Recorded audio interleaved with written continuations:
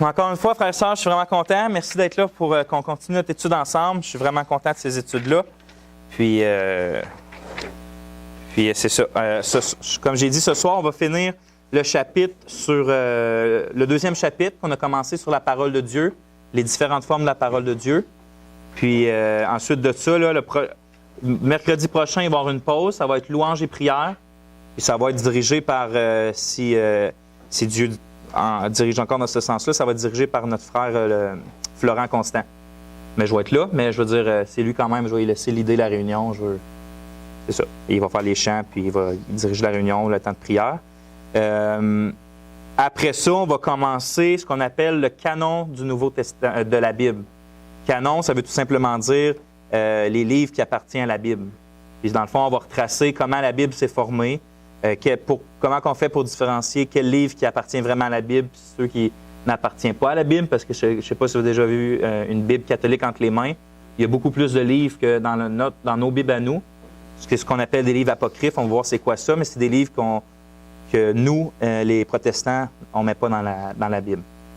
Que les Juifs non plus ne mettaient pas dans la Torah, mais que les catholiques mettent. Fait qu'on va voir tout ça, puis on va voir en même temps la fiabilité du Nouveau Testament et toutes ces choses-là. Ça va être à partir de dans le fond, pas la semaine prochaine, l'autre.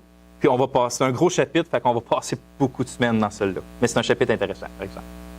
Fait qu'on va prier, puis ensuite de ça, on va continuer notre étude d'aujourd'hui. Merci Seigneur qu'on puisse être dans cette simplicité-là, de pouvoir s'assembler et courber nos têtes et te prier. Seigneur, je veux faire une pause par ce temps de prière-là. Je veux faire une pause devant toi, puis qu'on se rappelle qu'on est ici pour un but. Te connaître, toi et ta parole. Et Seigneur, on vit toutes des choses différentes. On a toutes vécu des journées différentes aujourd'hui. Puis je te prie que nos cœurs et nos pensées puissent être vraiment tournés vers toi. Viens nous aider, Seigneur, à nous concentrer. Viens nous donner de l'intelligence en toutes choses pour qu'on comprenne tes Écritures, puis pas juste qu'on les comprenne dans notre tête, mais qu'on saisisse dans nos cœurs qui tu es dans ta parole. Et tout ça pour la plus grande gloire de ton nom. Amen. Y a-t-il quelqu'un où ensemble, on va regarder ce qu'on a vu la dernière fois? Qu'est-ce qu'on a vu la dernière fois? Est-ce quelqu'un qui peut répondre? OK, mais plus généralement, le chapitre est à propos de quoi? Qu'est-ce... Hein?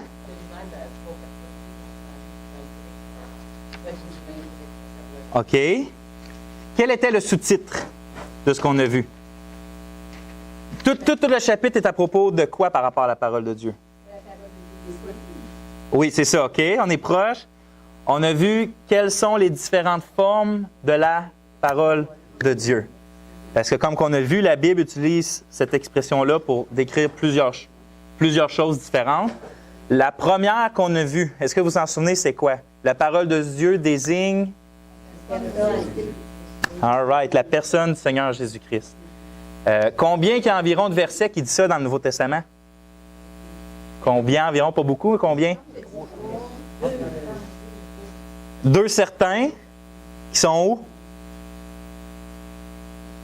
Jean 1, et au commencement était la parole et l'Apocalypse. Je pense qu'il était au verset chapitre 17, est-ce que c'est ça? 19, on l'a ici. OK. Est-ce qu'il y a quelqu'un qui peut me dire un peu dans ses propres mots, qu'est-ce que ça veut dire que Jésus est la parole de Dieu? Quand Jean dit ça, par exemple, dans Jean 1, que la parole était au commencement, elle était... Ouais. OK. Et pour moi, quand j'ai vu ça, c'est là, se nourrir de la chair de Jésus, c'est se nourrir de sa parole. Et moi, ça quand j'ai vu la parole de Dieu, parce que Jésus parle. Dieu, la parole, c'est le Père, Dieu le Fils. OK. Dieu le Fils, c'est la parole. Pourquoi, par exemple, le Fils est appelé la parole de Dieu? Est-ce que le Saint-Esprit est appelé la parole de Dieu des fois? OK. Est-ce que le Père est appelé la parole de Dieu des fois? OK. Non, il y a juste le Fils qui est appelé la parole de Dieu. Pourquoi le Fils? Qu'est-ce qui fait de différent ou spécifiquement qui n'est pas dit du Saint-Esprit ou du Père?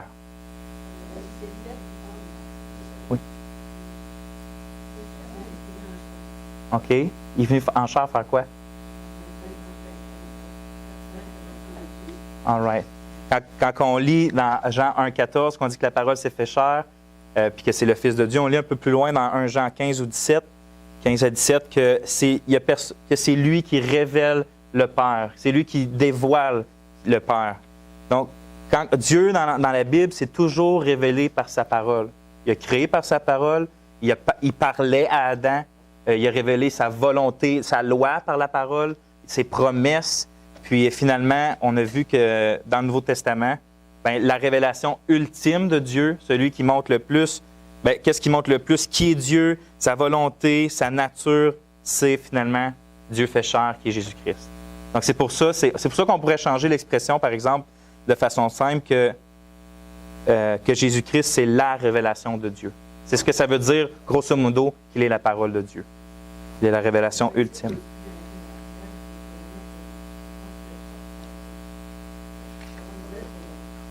Oui, on pourrait dire ça, sauf que quand je pense qu'il dit la parole de Dieu, c'est que si tu dis qu'il est le porte-parole, ça veut dire que sa parole lui-même révèle Dieu. Tu sais qu'il dit, sauf que c'est plus que ça parce que Jésus lui-même, tout ce qu'il est, révèle Dieu comme. C'est pour ça qu'il n'est pas juste un porte-parole. Comme nous, on est des porte-parole de Dieu, mais Jésus lui-même, lui, il est la parole de Dieu parce qu'il révèle Dieu dans. Tu regardes Jésus, c'est pour ça qu'il dit celui qui m'a vu a vu le Père. Exactement. OK? Est-ce que, ensuite de ça, donc ça, on a vu que c'est 2 fois max dans le Nouveau Testament, dans toute la Bible, et peut-être 3 que Jésus est appelé la parole de Dieu. Ensuite de ça, on a vu que la parole de Dieu se réfère aussi à quoi? Là, on a vu une personne, c'est Jésus-Christ. Ensuite de ça. OK. Une déclaration divine, ça veut dire que Dieu parle. OK, c'est ça. De quelle façon Dieu a parlé, qu'on a vu? Des différentes façons. Vous avez dit des prophètes, c'est bon, ça en est un. Dieu parle par des prophètes. Le Fils, OK, si on l'a vu. Y a-t-il d'autres choses? Des déclarations, quelles sont les différentes déclarations de Dieu qu'on voit dans la Bible? La lumière soit, c'est-à-dire des... Comment on a dit ça? C'était... Hein? Des décrets. Vous en souvenez-vous ce mot-là? Les décrets de Dieu. C'est ça. Comme Gaétan a dit, c'est des paroles puissantes qui créent et qui soutiennent l'univers de Dieu. Que la lumière soit. C'est la parole de Dieu, ça crée la lumière. Lazare sort. Ça donne la vie à un mort puis il revit. C'est des décrets de Dieu. À ne pas confondre, on avait vu avec les desseins de Dieu ou les décrets prédéterminés de Dieu qui sont les plans que Dieu a prévu de faire avant que le monde soit. C'est pas la même chose. OK? Maintenant, on a vu aussi que Dieu... non, dites-le. Là, vous avez dit les prophètes, c'est-à-dire que Dieu parle par la bouche des hommes. On a vu que Dieu, des fois, il fait des décrets, comme la lumière soit. Y a-t-il quelque chose d'autre qu'on a vu? Une autre façon que Dieu communique. Directement aux hommes. C'est ça, par sa voix lui-même au travers des cieux. Où qu'on a vu ça? Donnez-moi vite fait des places. Quand il a parlé à Adam et Ève dans le jardin, Dieu leur parlait directement. Ouais, c'est ça. Au mont Sinaï, Dieu a parlé directement. Donc, c'est ça. Quand Jésus s'est fait baptiser, hein, il a dit « Celui-ci est mon Fils bien-aimé en qui j'ai mis toute mon affection. » Donc, hein, écoutez-le. C'est bien cette partie-là. Ouais. Fait que c'est ça, on voit que Dieu, des fois, parle directement à des gens. L'autre, vous l'avez nommé par des lèvres humaines, ce qui est des prophètes. Est-ce que vite fait, parce qu'on va regarder ça aussi, parce qu'on n'a pas tant de matériel aujourd'hui, est-ce que vous vous souvenez comment qu'on fait dans l'Ancien Testament, c'était quoi les épreuves que Dieu donnait pour reconnaître un vrai prophète d'un faux prophète? C'est vrai ça, vous l'avez les deux, l'accomplissement de ce qui était dit.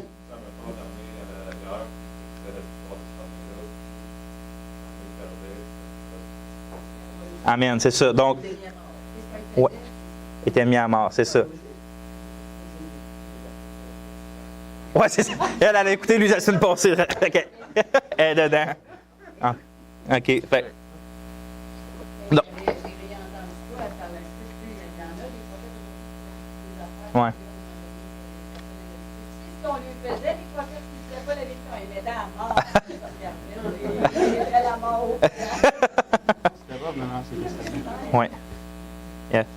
OK. Puis, donc, l'accomplissement, c'est sûr que si Dieu a vraiment parlé et qu'il dit quelque chose, bien, c'est sûr que ça va se passer. Donc, si ça se passe ça, c'est clairement pas de Dieu.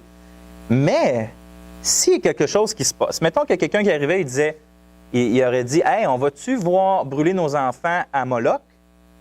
Puis, regarde, je vais te montrer que Moloch, c'est le vrai Dieu. Tantôt, tu vas aller là-bas, puis tu vas fermer ta porte, puis tout à coup, toutes les lumières vont s'ouvrir tout seul. Puis que ça se passe. Est-ce que la chose qu'il a prédit, c'est passé? Est-ce que ça veut dire que c'est un vrai prophète? Non, parce que c'était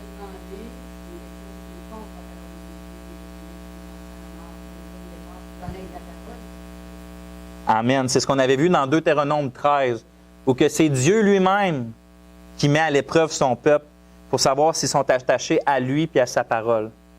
Donc, le test, c'est ça s'accomplit et c'est conforme à la Bible déjà révélée. Les Israélites, il y avait la loi, puis si c'était contraire à la loi, peu importe ce que le prophète disait, qu'il faisait tomber des étoiles du ciel, c'était un faux prophète qui devait être mis à mort dans l'Ancien Testament. All right, bon, bien, vous êtes bons, vous êtes vraiment bons, vous avez full retenu que la semaine passée.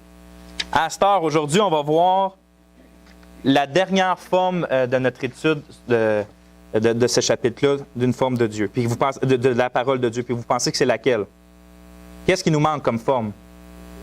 Écrite, drette ça. La parole, fait que vous autres, vous pouvez écrire les paroles de Dieu sous forme écrite. Ah oui, à la page 16. Je suis à la page 16. La page 16 en haut, au point 4.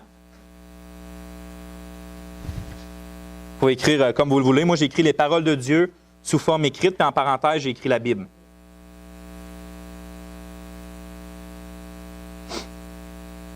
Je vais vous lire la première phrase, puis après ça, j'ai une question. Fait que lisez pas après la première phrase, s'il vous plaît. Puis je sais que quand je dis ça, ben, c'est genre automatique que vous le faites. OK. Non, OK, vous êtes bon, moi je le ferai. Regardez, en plus des décrets divins, des paroles que Dieu adresse personnellement aux hommes et de celles qu'il prononce par des lèvres humaines, on trouve aussi dans l'Écriture plusieurs cas où les paroles de Dieu sont mises en forme écrite. À cette heure, j'ai une question pour vous. C'est quand vous pensez que le premier cas où que les paroles de Dieu sont mises par écrit, vous pensez c'est lesquels? C'est quel événement? C'est où dans la Bible? Est-ce que vous avez une idée? Les premières paroles de Dieu qui sont mises écrites. Hey, vous êtes hot! Vous êtes hot! Ouais. Non, je te crois. Inquiète-toi pas, je te crois. C'est ça. Ouais. Non, mais c'est vrai. Ben, quelqu'un rapidement, on aurait pu dire ben, c'est dans Genèse, les premières paroles. Mais non, on voit que, si on lit l'histoire, on voit que les premières fois que la parole de Dieu est écrite, c'est les tables de la loi. Puis qui les avait écrites? C'est l'Éternel lui-même qui les avait écrites. C'est dit qu'ils ont été écrites du doigt de Dieu. Regardez, on va lire, on va lire la phrase que je vous avais interdite. Là. Le premier cas se trouve dans le récit du don des 2 tablettes de pierre sur lesquelles étaient écrits les 10 commandements. Et on lit le verset dans Exode 31. « Lorsque l'Éternel eut achevé de parler à Moïse sur le mont Sinaï, il lui donna les 2 tables du témoignage, tables de pierre écrites du doigt de Dieu. » Exode 31, 18. Puis on lit plus loin. « Les tables étaient l'ouvrage de Dieu et l'écriture était l'écriture de Dieu, gravée sur les tables. » Donc on voit ça, c'est la première fois dans la Bible où il y a des paroles écrites de Dieu. C'est les 10 commandements. Mais ça ne s'arrête pas là. On voit aussi que Moïse a mis la parole de Dieu par écrit. En Deutéronome 31, 9 à 12, on lit « Moïse écrivit cette loi, et il l'a remis au sacrificateur, fils de Lévi, qui portait l'arche de l'alliance de l'Éternel, et à tous les anciens d'Israël. Moïse leur donna cet ordre. Tous les 7 ans, tu liras cette loi, c'est-à-dire s'il la lit, c'est-à-dire qu'elle est écrite, devant tout Israël en leur présence. » Donc, vous voyez, c'est pas juste « Bonjour, bonjour, t'es le bienvenu, viens t'asseoir. » Ben oui. Il y a une place à côté de moi. Et ouais. Puis là ou là. Ici, il y a des fils, c'est peut-être mieux à côté d'Ange-Marie. Ouais. C'est bon. All right. OK. Ouais, parce que c'est ça. Les premières, c'était les deux tables de loi. Mais après ça, ça n'a pas resté là. Dieu a communiqué, a continué de parler à Moïse. Il a donné le Lévitique. tout le livre du Lévitique, Moïse l'a écrit. Puis certainement, dans cette période-là, c'est là que Dieu aussi a révélé à Moïse toute la Genèse, puis tout ce qui s'est passé dans la vie d'Abraham, puis tout ça. On continue de lire après. Ce livre que Moïse a écrit a ensuite été déposé aux côtés de l'Arche de l'Alliance. Lorsque Moïse, là on lit le verset là, dans Deutéronome 31, « Lorsque Moïse eut complètement achevé d'écrire dans un livre les paroles de cette loi, il donna cet ordre aux Lévites qui portaient l'Arche de l'Alliance de l'Éternel. Prenez ce livre de la loi et mettez-le à côté de l'Arche de l'Alliance de l'Éternel, votre Dieu, et il sera là comme témoin contre toi. » Donc on voit que là, c'est plus... le livre a de l'air commencé à grossir. Au début, c'est 2 tables, puis ensuite de ça, c'est Moïse a complètement achevé d'écrire dans un livre les paroles de cette loi. OK. Tout le monde a leurs notes? All right. On vient de voir que le premier à avoir donné la parole écrite, c'est Dieu. Ensuite de ça, ça a été Moïse. Et ensuite de ça, est-ce que ça arrête à Moïse? OK. On va aller voir c'est qui le prochain à avoir fait ça. On lit ensuite, ça c'est environ dans le milieu, là. Ensuite, des additions ont été faites à ce livre qui contenait les paroles de Dieu. On lit Josué 24, 26. Josué écrivit ces paroles dans le livre de la loi de Dieu. Josué 24, 26. Dieu a commandé aussi à Ésaïe, « Va maintenant, écris ces choses devant eux sur une table et grave-les dans un livre, afin qu'elles subsistent dans les temps à venir éternellement et à perpétuité. » Ésaïe 38. Encore une fois, Dieu dit aussi à Jérémie, « Ainsi parle l'Éternel, le Dieu d'Israël, écris dans un livre toutes les paroles que je t'ai dites. » Jérémie 32, puis on le voit dans les autres versets. Donc, ce qu'on a là à voir, c'est que Moïse avait commencé à tout récolter les paroles que Dieu lui disait dans un livre qui était mis dans le tabernacle, là, dans l'Arche de l'Alliance, qui était le coffre en or, là, ou qu'il y avait d'autres choses aussi, mais il y avait les tables. Puis, à côté de ça, Moïse avait écrit le livre, puis on voit que Josué semble prendre le livre puis rajouter des choses à la fin. Puis ensuite de ça, on voit que des prophètes aussi écrivaient les paroles de Dieu comme Ésaïe puis Jérémie, puis que ça se passait parmi le peuple, puis c'est les paroles de Dieu écrites. Mais ça n'arrête pas dans l'Ancien Testament. On voit dans le Nouveau Testament Jésus qui promet à ses disciples, qui est les apôtres, que le Saint-Esprit va leur rappeler les paroles que lui-même a dites. Puis j'aimerais ça qu'on ait relire ce verset-là. Donc le premier, c'est Jean 14, 26.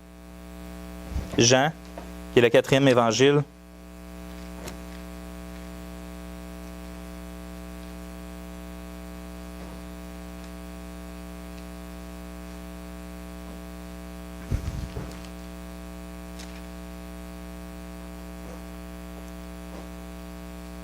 Vu que tu es proche de mon micro, tu veux-tu lire? Pas de problème. Mais le Consolateur, l'Esprit Saint, que le Père enverra en mon nom, vous enseignera toutes choses et vous rappellera tout ce que je vous ai dit. On voyait le Saint-Esprit allait rappeler aux apôtres ce que Jésus leur avait enseigné pendant son séjour sur la terre. Puis regardez au chapitre 16, qui est 2 chapitres plus loin, verset 12. 16, verset 12. Regardez ce que Jésus dit à ses disciples. « J'ai encore beaucoup à vous dire, mais vous ne pouvez pas le supporter maintenant. Quand celui-là, l'Esprit de vérité, sera venu, il vous conduira dans toute la vérité, car il ne parlera pas de par lui-même, mais il dira tout ce qu'il aura entendu, et il vous annoncera ce qui va arriver. Celui-là me glorifiera, car il prendra de ce qui est à moi, et vous l'annoncera. » Ce que je voulais montrer par là, c'est que c'est important qu'on comprenne que les apôtres, c'était pas comme du monde qui... C'était pas juste... Ils se rappelaient de façon cognitive et intellectuelle ce que Jésus leur avait enseigné. Mettons, Jean, quand il était rendu là, à 80 ans, là, qui a peut-être connu le Seigneur, il avait quoi, à 35-40 ans, bien, il ne se rappelait pas seulement comme... C'était pas juste un exercice intellectuel. Ah, qu'est-ce que le Seigneur Jésus a dit il y a 40 ans? C'est le Saint-Esprit qui les conduisait d'une façon surnaturelle à se rappeler et à leur réenseigner ce que Jésus avait dit. Parce qu'ils ne pouvaient pas le supporter. Puis on le voit dans les évangiles, ils comprennent pratiquement rien de ce que Jésus dit. On lit, et Paul n'hésite pas à dire aux Corinthiens que les paroles qu'il leur adresse sont quoi?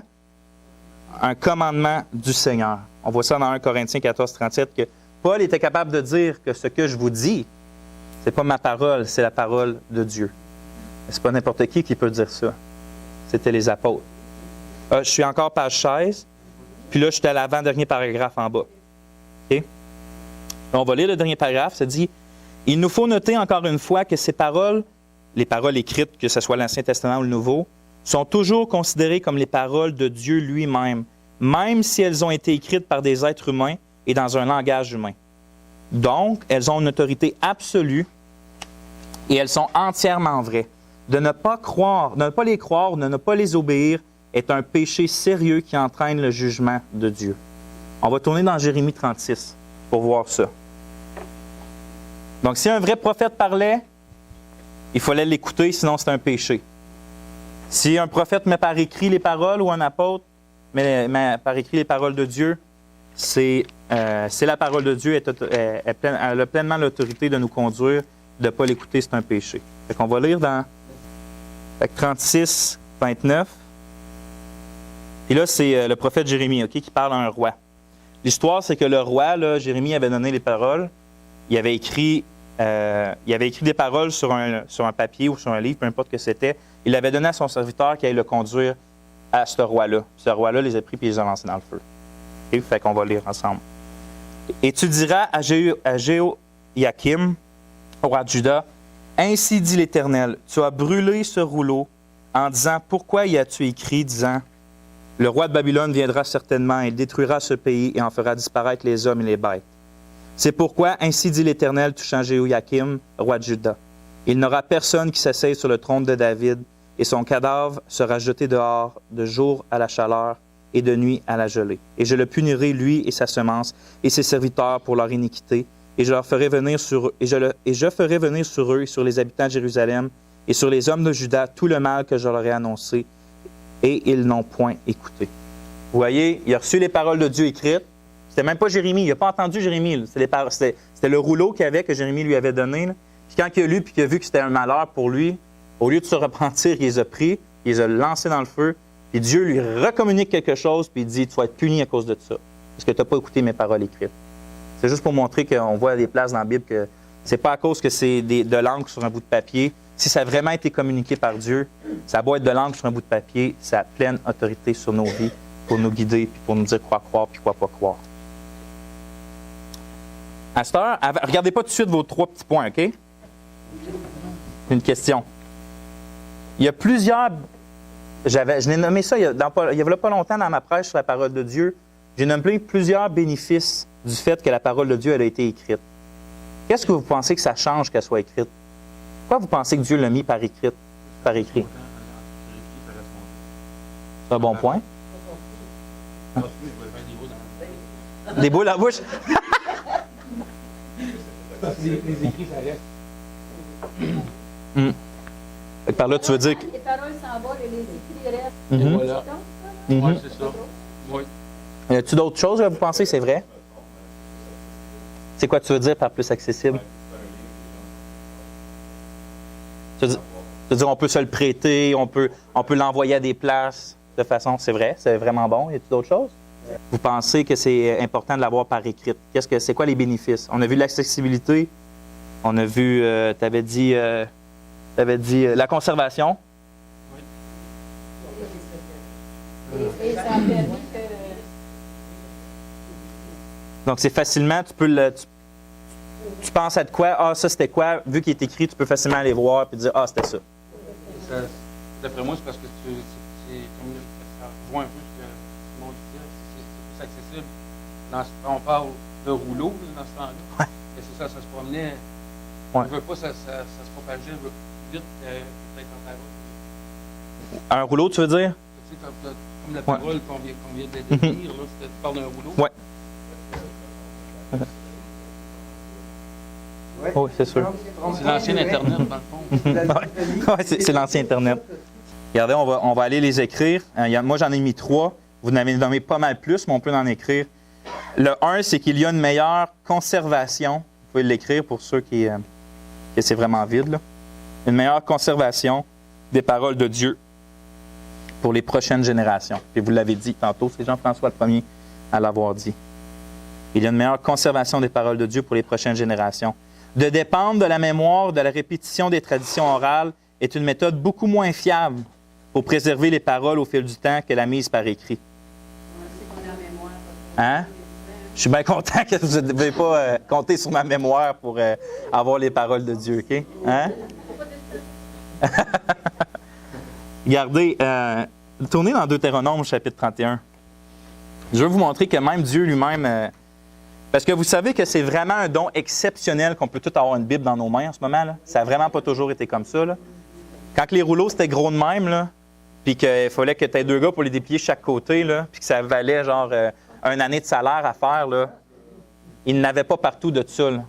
Fait que... Il y a quelque chose quand tu lisais ici, Vincent, il était toute la gang dans le temple. Moi, je me suis dit, Ouais. il y avait des enfants ici, là.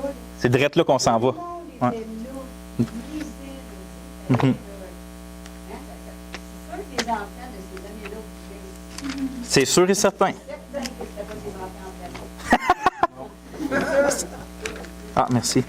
Donc, je dis 31. Ouais. 31, au verset 12, c'est direct ça. C'est que vu qu'il y avait seulement un rouleau et que ce n'était pas accessible à tout le monde, Dieu il avait ordonné quelque chose pour que tout le monde puisse entendre la parole écrite. Pour pas que ça soit, tu sais, que tu passes, parce que le rouleau, mettons, qui était à Jérusalem, là, il faut que tu habitais à 300 km de là. Tu n'allais pas à chaque semaine aller entendre les paroles puis tout. Fait que, tu avais une vie à vivre, puis surtout dans ce temps-là, tu avais juste un jour de congé. Fait que, regardez, on va lire ensemble Deutéronome 31, 12. On va lire à partir même du verset 9. 31, 9. Et Moïse écrivit cette loi et la donna au sacrificateur, fils de Lévi, qui portait l'arche de l'alliance de l'Éternel, et à tous les anciens d'Israël. Et Moïse leur commanda, disant, au bout de 7 ans, regardez ça, au bout de 7 ans, au temps fixé de l'année de la relâche. Non, j'ai commencé à 9. Ouais. Ouais, à 10, là. Et Moïse leur commanda, disant, au bout de 7 ans, au temps fixé de l'année de relâche, à la fête des tabernacles, quand tout Israël viendra pour paraître devant l'Éternel, ton Dieu, au lieu qu'il aura choisi, tu liras cette loi devant tout Israël, à leur oreille. Tu réuniras le peuple, hommes et femmes et enfants, et ton étranger qui sera dans tes portes, afin qu'ils entendent et afin qu'ils apprennent et qu'ils craignent l'Éternel votre Dieu, et qu'ils prennent garde à pratiquer toutes les paroles de cette loi. Et que leurs fils qui n'en auront pas eu connaissance entendent et apprennent à craindre l'Éternel votre Dieu tous les jours que vous vivrez sur la terre, ou en passant le Jourdain, vous entrez afin de la posséder. Fait, vous voyez, Dieu, il ne voulait pas que les gens l'aient entendu une fois, puis qu'après ça, il puisse passer des générations, des générations, des générations de juste orales. Fait, à tous les 7 ans, quand c'était l'année de relâche, tout le monde allait à Jérusalem, puis pas juste les hommes. Souvent, c'était juste les hommes qui se rendaient aux fêtes. Mais là, c'est hommes, femmes, enfants, puis même les serviteurs. Tout le monde, tout le monde devait y aller, puis écouter la parole de Dieu être lue du livre. Fait que Dieu, tu vois, il prenait une attention à ce que tout le monde... Fait que c'est pour ça que c'est important qu'elle soit écrite. Tout le monde peut y retourner, puis c'est la parole de Dieu. C'est juste qu'à cette heure, on est encore plus bénis que les autres. Nous autres, on l'a dans le confort de notre maison. Hein? Oui, mais il y avait vraiment une bonne mémoire, le monde, dans le temps, il faudrait. Moi, j'ai vu une petite juive de 7 ans qui connaissait toute le Pentateuque par cœur, les 5 premiers livres de l'Ancien Testament. Oui. Ouais, vraiment. Fait que, OK, fait que là, c'était ça, c'est une conservation. Le deuxième, c'est l'opportunité de pouvoir étudier, le premier mot. L'opportunité de pouvoir étudier les paroles écrites de façon répétée. Ça aussi, vous l'avez nommé tantôt. Fait que l'opportunité de pouvoir étudier les paroles écrites de façon répétée permet une étude attentive et des discussions qui nous guident vers une meilleure compréhension et donc à une obéissance plus complète. Le fait que ça soit écrit comme ça, là, ça permet ce qu'on fait à soi. Ça fait qu'on peut ouvrir la Bible, aller voir, puis on peut le faire semaine après semaine. On n'a pas à attendre que le prophète se pointe en ville pour comme l'écouter. Puis, mais c'était comme ça avant. Saül, il a fait combien il a marché de temps pour aller voir le prophète Samuel? Il a marché longtemps parce que la parole de Dieu suivait Samuel. Mais là, on l'a tout comme ça. Fait que ça permet de le faire de façon répétée, de pouvoir parler ensemble. Fait que ça veut dire qu'on connaît plus la Bible et on peut plus l'obéir parce que c'est ça le but finalement de la connaître. Troisième point, les paroles de Dieu écrites sont, ça aussi c'est Simon qui l'a dit, je pense, accessibles. Les paroles de Dieu sont accessibles. Ouais. A-C-C-E-S-S, I-B-L-E-S. C'est Antidote qui le dit.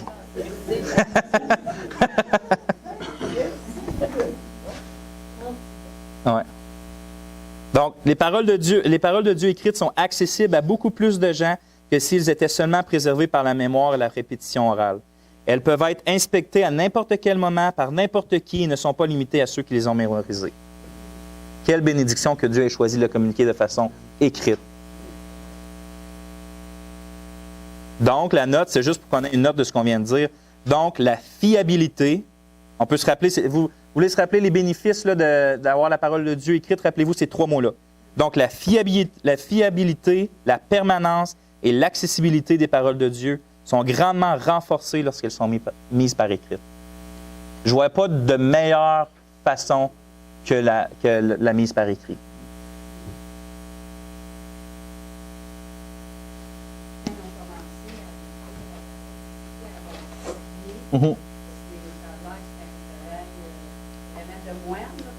Ah oui, non, c'est... Ah non, c'était très... Ouais. C'était très sévère. Puis c'était très religieux aussi. C'était comme... tu sais, les gens, les moines qui traduisaient ça, puis aussi les scribes, là, c'est la parole de Dieu qui traduisait, puis qui copiait, je veux dire. Puis il fallait... Mais ça, on va le voir, là. Mais c'était très inconfortable comme travail. Tu étais des heures et des jours à juste copier. Puis tu avais tout le temps quelqu'un qui se promenait en arrière des copies, ce qui vérifiait. Puis à la fin, chaque copie était vérifiée. S'il y avait une faute dedans, elle était jetée. Fait que tu pouvais être rendu, puis tu sais, c'était pas des livres comme aujourd'hui. Il n'y avait pas des pages, là. Fait que si tu faisais une faute aux trois quarts, ben tu jetais tout le reste. Là. Il n'y avait pas de... Fait que je peux vous assurer qu'essayez de ne pas faire d'erreur. Ouais. Okay. On va faire un péché. Qu'est-ce que tu veux? Ah, c'est bien correct. On va continuer. J'ai une question au chapitre 6 à vous poser. Regardez le titre, je veux dire au point C. L'objet principal de notre étude. Ce que je veux dire par là, c'est on a vu plusieurs formes de la parole de Dieu. Vous pensez c'est laquelle est le plus propice à l'étude qu'on fait, mettons, de théologie systématique? Qu'est-ce que vous pensez qui est le plus propice pour étudier dans toutes les formes de la parole de Dieu qu'on a vues? Vous êtes tous d'accord avec ça? Absolument. Ouais. Mais je t'enseigne la forme écrite. Ouais. Regardez, de toutes les formes de la parole de Dieu, notre étude de théologie systématique va se concentrer sur la parole de Dieu en forme écrite, c'est-à-dire la Bible. C'est sous cette forme que la parole de Dieu se prête le mieux à l'étude et pour des discussions. De plus, elle nous parle et nous pointe vers la parole de Dieu en tant que personne, Jésus-Christ, qui n'est pas présent physiquement avec nous sur terre, et donc nous ne sommes plus en mesure d'observer et d'imiter sa vie et ses enseignements de façon directe. C'est sûr que si Jésus-Christ serait en avant de nous en ce moment, c'est lui qu'on regarderait, là. C'est ses paroles qu'on écouterait, là. Mais là, en ce moment, il n'est pas là. Donc, c'est la parole de Dieu qui se prête le plus, mais en plus, elle nous pointe vers lui. Elle nous pointe nos yeux spirituels vers lui, puis nos regards vers lui. Fait que c'est vraiment... Hein? Ouais, c'est juste moins. Fait que vous êtes même aussi mieux de fermer vos yeux puis de m'écouter juste avec vos oreilles. Tu sais comment tu vois qu'on a pensé si on avait lu, quand on lit dans le Nouveau Testament, oh Seigneur, c'est sûr que ça ne se pouvait pas que j'imagine, toi, Paul, ah ouais. Ouais. Ouais, vraiment. Ah oui, absolument. Mm-hmm. Mm-hmm. Ouais. Ouais. Mm-hmm. Mm-hmm. Amen. Je vous ai mis une note. On va la lire ensemble. Oui, dans le bleu. Quand je dis les notes, c'est tout le temps les bleus. En plus des formes de la parole de Dieu mentionnées plus haut, Dieu communique avec les gens au travers de différentes sortes de révélations générales. Ça, c'est un terme théologique qu'on utilise pour dire, en parenthèse, c'est des révélations données de façon générale à toutes les personnes. Lisez pas, là. OK, arrêtez. Stop. Vous pensez que c'est quoi qu'on veut dire par là? C'est pas des formes qu'on a vues. Fait que c'est pas la parole des prophètes, ni la forme écrite, ni Jésus-Christ. Dieu se révèle d'une façon générale à tout le monde, de façon égale. Vous pensez de quoi qu'on parle? Donc, on parle de ces communications-là de Dieu. Est-ce que tout le monde prie? Je pense que la nature OK. Mais c'est bon, ça, la nature, la nature comme le chant? Non, mais Dieu, je veux dire, tout le monde a la création en avant de lui. Puis qu'est-ce que ça dit, le psaume 19? Que les cieux déclarent quoi? La gloire de l'Éternel. Fait que les cieux et toute la terre, Dieu se révèle par la terre à tous les hommes de façon égale. Là. Tout le monde est sur la terre, puis tout le monde devrait, je dis bien devrait, on a des yeux, on est aveugle spirituellement, donc on ne le voit pas, mais tout le monde devrait pouvoir percevoir la gloire de Dieu dans la nature, et voir qu'il y a un Créateur, comme Romain nous dit, on voit son éternité, sa divinité, puis sa puissance au travers de la nature. Je vais vous emmener à une autre place aussi. Là, je vous ai dit psaume 19, mais je veux qu'on aille le lire parce que c'est vraiment beau la façon que c'est dit. Le psaume 19.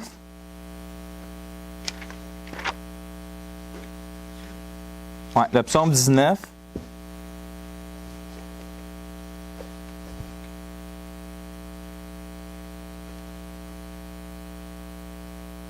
On va lire les 6 premiers versets.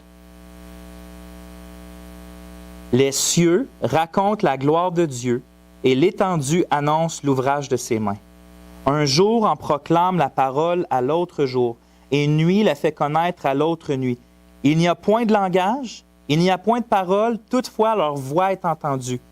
Le cordeau s'étend par toute la terre et leur langage jusqu'au bout du monde. En eux, il a mis une tente pour le soleil.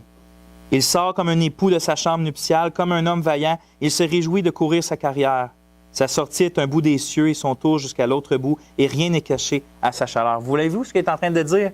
Que là, il donne un exemple avec le soleil qui sort, puis là, il décrit de façon poétique, puis tout le kit. Mais il dit, c'est pas des mots qu'on entend, c'est pas une parole, mais ça parle néanmoins. Puis là, un jour, on enseigne un autre. Parce que les cieux déclarent la gloire de l'Éternel. Puis, donc, c'est pour ça qu'on dit que c'est une révélation générale à tous les hommes. Puis, on peut lire aussi dans Acte 14. Je vais vous lire ça. Ça aussi, c'est clair, que Dieu se révèle de façon générale. Oui. Le soleil, est-ce que tu entends sa voix? OK. C'est pas mal. Fait que c'est ça, on a vu ça. Puis je vais juste vous le lire, vu que c'est un verset dans Acte 14, 17. C'est Paul qui parle, puis il dit, en parlant de Dieu, « Il n'a pas manqué, pourtant, de rendre témoignage de ce qu'il est par ses bienfaits, en vous donnant du ciel des pluies et des saisons fertiles, rassasiant vos cœurs de nourriture et de joie. » Ça, c'est Paul qui parle à des non-croyants, là, qui voulaient lui sacrifier quelque chose. Là. Donc, il dit que Dieu, par ses bienfaits, c'est-à-dire sa grâce commune, qui connaît un non-croyant qui est full béni? J'en connais plein, moi, des non-croyants qui sont full bénis. Puis Dieu fait pleuvoir sur les justes et sur les injustes. Puis par ça, il témoigne de qui il est, il témoigne de sa bonté et de sa grâce, encore une fois par la révélation générale à tous les hommes. Il y a une autre une révélation générale qui n'est pas la nature, et que tous les hommes ont, tout. Est-ce que vous savez c'est laquelle? Drette ça, la conscience. Est-ce que tu sais c'est où c'est écrit? OK. Retournez dans Romains 2. C'est écrit dans la page 17, merci.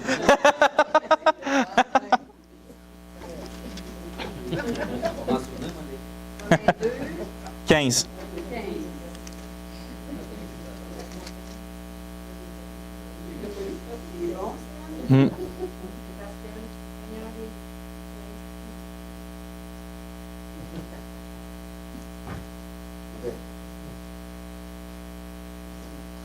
Y a-t-il quelqu'un qui veut la lire? Dans la seconde, mettons. Dans une autre version, ils montrent que l'œuvre de la vie est dans leur cœur, leur conscience en rendant témoignage et leur pensée serait plus que les femmes pour C'est bien, tu peux arrêter là. Vous voyez, Dieu, l'argumentation de Paul, là, ici, c'est que il dit que les Juifs sont condamnés parce qu'ils ont la loi écrite de Dieu puis ils ne l'écoutent pas. Mais il dit, même ceux qui n'ont pas la loi écrite de Dieu, là, mettons des païens, là, il n'y avait pas la Torah avec eux, là, mais eux aussi sont accusés parce que la loi est écrite dans leur cœur puis ils ont une conscience qui dit, ça c'est bien, ça c'est pas bien. Puis c'est sûr que ça s'endurcit au fil du temps. Au point qu'on peut appeler le bien mal puis le mal bien. Mais à la base, tous les humains ont cette conscience-là. Tout. Il n'y en a pas un là, qui naît sans cette conscience-là. Puis ça, c'est une espèce de... Souvent, les puritains, les théologiens anciens, ils appelaient ça... Ils disaient que Dieu avait 3 livres par lesquels il se révélait.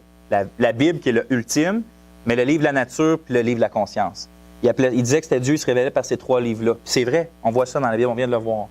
Fait que vous pouvez vous rappeler de ces 3 choses-là. C'est juste que la conscience puis la nature, ça ne se porte pas vraiment à l'étude d'une théologie systématique comme qu'on fait là, parce que sont non-verbales en soi. Là. Moi, je n'entends pas votre conscience. Premièrement, elle est flétrie.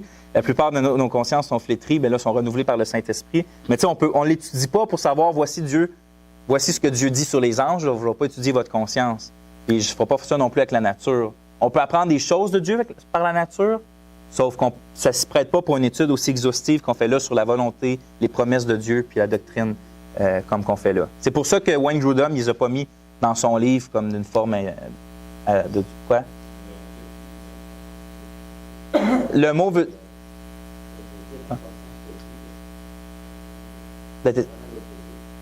Oui, c'est ça. Ouais, c'est ça, je veux dire. Nous, on n'a pas de conscience flétrie. En passant, elle a été renouvelée. Ça veut dire, le mot, c'est catégorisé. Mais en gros, là, le mot grec, c'est tout simplement comme, mettons, que tu prends un fer chaud puis tu le mets sur ta peau. Tu sais, ça tch, puis après ça, ta peau vient insensible. OK. J'ai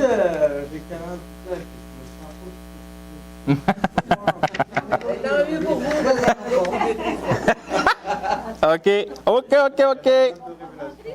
Hein? Il y en a une autre de révélation générale, c'est le vide en forme de Dieu. Ah. Écoutez, Florent, qu'est-ce qu'il dit? Il y a une autre révélation générale, c'est le vide en forme de Dieu.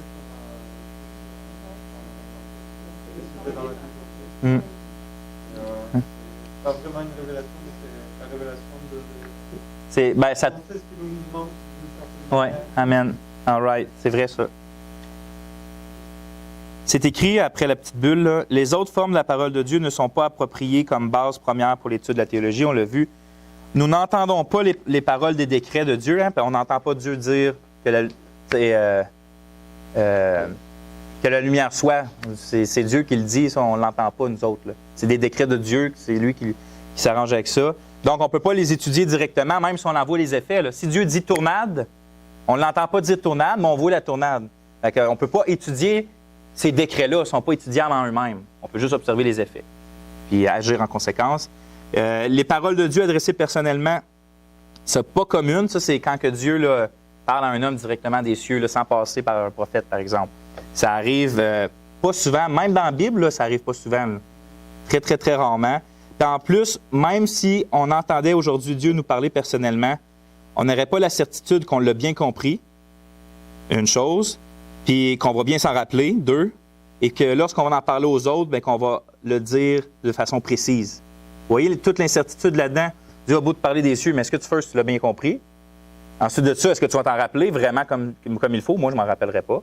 Tu sais, je veux dire, tu peux... des fois, quelqu'un me dit quelque chose, puis 2-3 jours après, là, c'est déjà déformé. Puis quand tu vas le dire, justement, est-ce que ça va être vraiment ce que Dieu t'a vraiment dit? Il y a trop de pas sûr dans tout ça. Puis en plus, est-ce qu'on serait facilement capable de faire croire aux autres la certitude de cette communication, que cette communication de Dieu était vraiment Dieu, même si elle l'était vraiment? Moi, je suis un sceptique de nature, puis je peux vous dire que je vous créerais probablement pas. Je suis vraiment sceptique de nature, puis à moins que ça soit conforme à la Bible, puis que tu fasses un miracle comme les apôtres, peut-être. Mais encore là, c'est bon. C'est pas tellement. Ouais, c'est ça. Mais oui.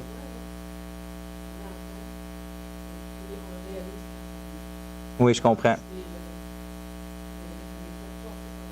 Mm-hmm, mm-hmm.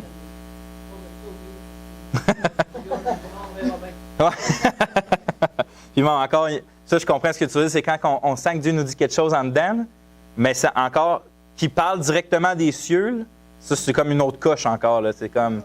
C'est. Ouais, audible, là, comme quand je dis. Hein? C'est un don. Ouais, mais même, je veux dire, quand Dieu a parlé, justement, voici mon fils bien-aimé, là, à qui j'ai mis toute mon affection, écoutez-le, là. C'est arrivé 3 fois qu'il a percé les cieux dans le Nouveau Testament, dans les évangiles. Merci, Yolande. Puis une fois qu'il a dit, quand Jésus dit glorifie ton nom, puis le Père a dit je l'ai glorifié, je le glorifierai encore, c'est une 3e fois. Mais à part ça, là, que Dieu fracasse les cieux de sa parole, ça arrive. C'est arrivé quelques fois dans le Nouveau Testament.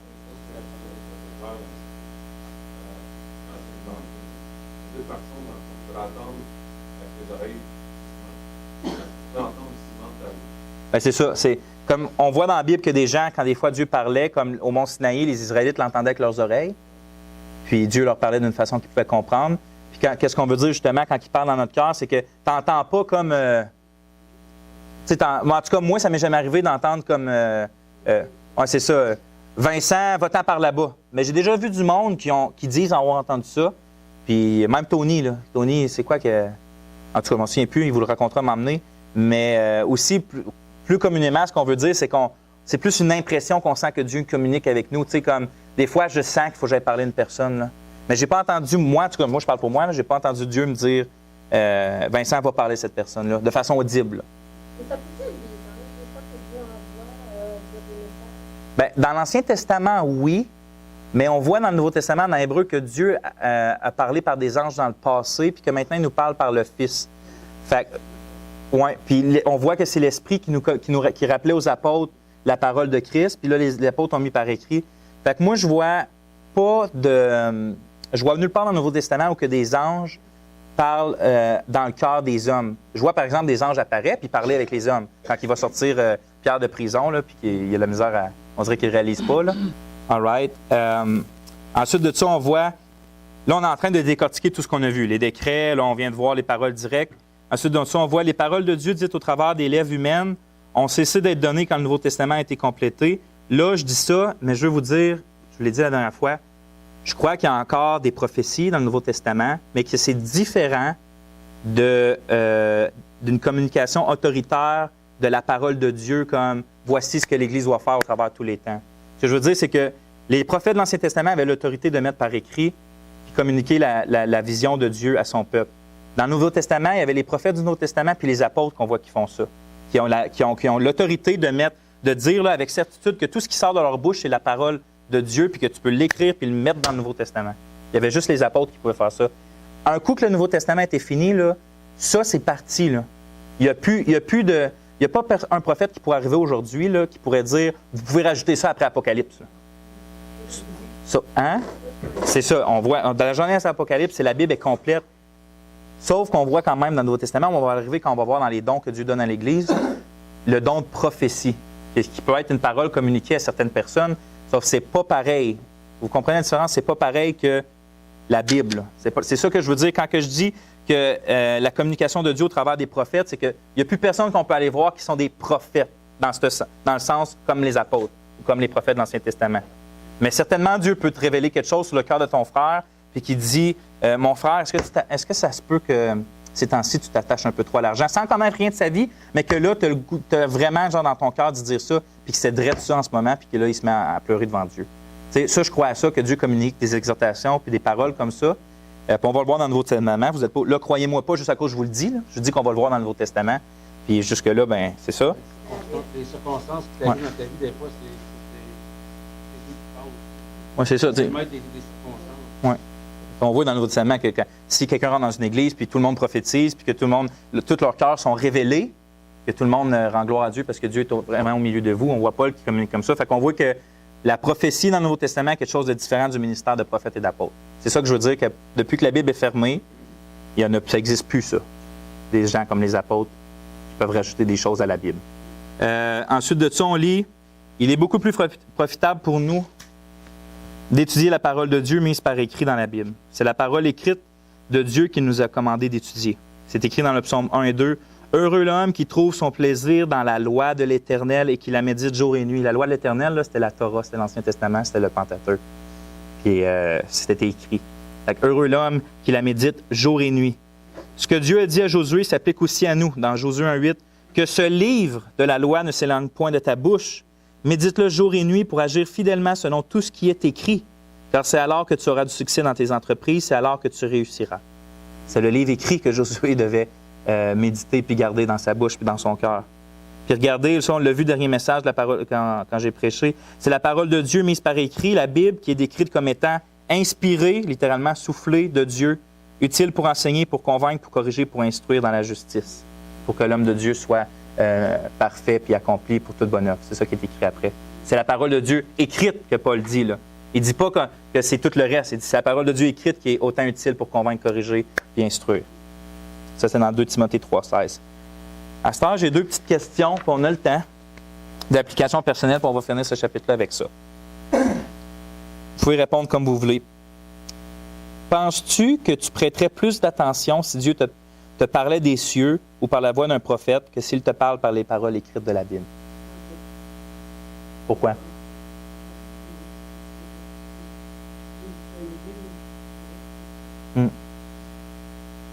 Fait que tu serais comme moi, tu es une grande sceptique aussi.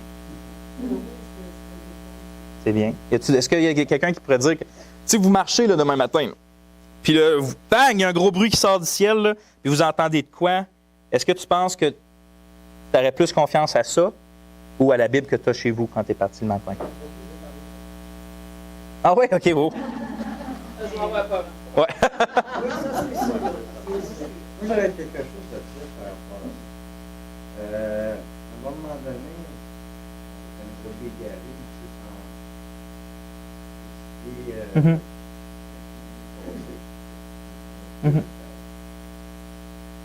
j'ai rencontré une femme qui a fini à toute me dire l'histoire de ça. Quelque part aussi, c'est ça qui vient. C'est-à-dire que telle personne qui a dit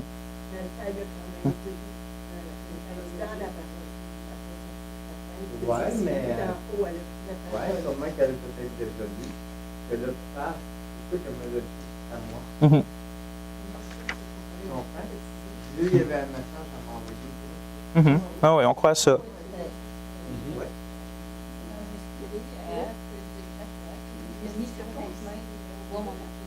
Okay. Louise, elle veut répondre à la question. Tu voulais que je répète la question? Oui.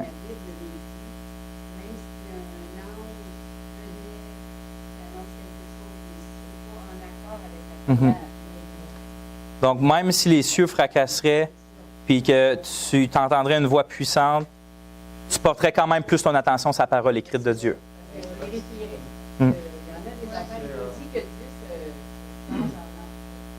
Oui. C'est une maladie. Ouais, mais après, tu peux vraiment plus qu'il nous parle. On va savoir. Ouais. S'il prend la peine de nous parler, c'est vraiment plus d'avoir. C'est vraiment. Ouais. Oups. OK. Je continue ma question un peu dans le même sens. Est-ce que vous aurez tendance à plus facilement les obéir, ces paroles-là, par un prophète? Mettons que quelqu'un arrive pour communiquer une parole de Dieu ou que s'il fracasse les cieux pour vous parler, est-ce que pour vous, ce serait naturellement plus facile l'obéir, ça, que la Bible? Mettons, tu entends, tu te lèves le matin